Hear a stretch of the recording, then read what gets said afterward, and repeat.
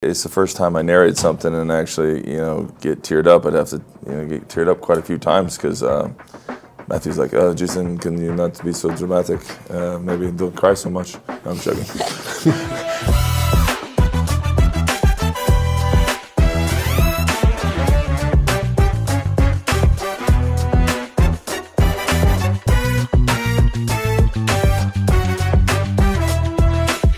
Matthew, I guess I'll start with you because this started shortly after your last documentary debuted here back in 2018. How did you kind of discover this subject and decide you wanted to dive into, this deep sea mining situation? I came here in 2018 to show a film called Anatizak around the issue in the Pacific island of Kiribati. And while I was doing that film, I was in touch with a chief scientist of that country. He came to me with a deep polymetallic nodules. And he came to me, showed me the nodules, say like, look, Matt, this is the future of energy. You have all the nickel and the cobalt you need to power the next generation of batteries. And you find them 4,000 meters down in the ocean floor, and we're gonna mine them. And that blew my mind away. And then I start for the last 5 years doing this deep dive in a topic and just getting to understand more about the ocean, but really opening this Pandora box also of the supply chain crisis, the energy crisis, what are all the interests behind the energy, the batteries. At the same time, really getting to know more the deep ocean and gathering this incredible footage. Jason, for you, coming onto this as a narrator and executive producer, what did you make of, finding out about this story? Well, I had known about deep sea mining and have, obviously a lot of concerns for the ocean. And when I got to see the film and meet Matthew, it struck such a place in my heart. And there's certain things I just didn't know about. And then obviously the imagery of like in the very beginning, you're just like, it's beyond Avatar. And it's just wonderful. So it was really just an honor. I kind of put it out in the universe where I'm open to just being a platform and trying to help out as much as I can for anything that's ocean-based and trying to do my part. So it was an honor that he even called me. What is it like getting to pick Dr. Muslow's brain, since you do have that marine biology background? What are you guys kind of dishing about? Just tell him what you just said a second ago. Yes. Yeah. For me, it's a pleasure. Being a scientist, we are really bad in translating our science to society. The fact that we are the three of us here, that's the best way to do and to pass a message to the whole world. Climate change, it touches everything.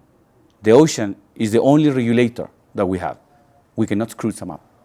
We cannot destroy it. We cannot intervene in the way that we are thinking.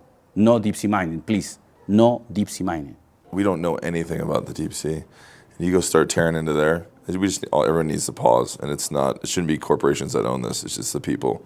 Like, you own it just as much as I do, and no one should be down there raping and pillaging anything. There's plenty of solutions, and these people want to have power. You're just shifting over exactly what oil companies are doing. They're just shifting it right over to going under the earth or the deep sea and mining that. So I just want people to be aware and not have the wool pulled over their eyes. And so it's a wonderful film that's filled with art and love and passion and truth and science, and it's great storytelling. When I studied, really, I didn't realize how big the story was. That's to start with. But also what I did, which I think it was very, very challenging, is I work with the industry. Because as a documentary filmmaker, it's quite easy to go with a very bold, simplistic message of being like, the mining industry, there's a bad guy, they're destroying the planet.